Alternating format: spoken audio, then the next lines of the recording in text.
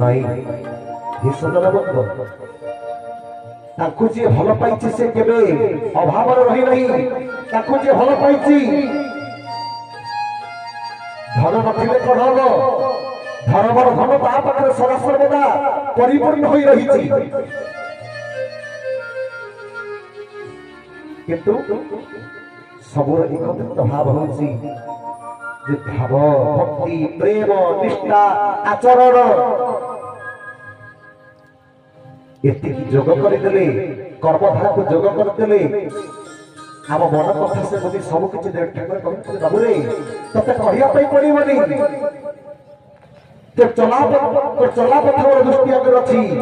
ତ ଯେତେବେଳେ ଯାହା କିଛି ଆବଶ୍ୟକ ସବୁ କିଛି ମୁଁ ତୋ ସମୟ କଲେ ସବୁ କିଛି ମୁଁ ପହଞ୍ଚାଇ ଦେବି। ଠାକୁର লীলা ସୁନ୍ଦର ଭାବରେ ସୁନ୍ଦର କଥା।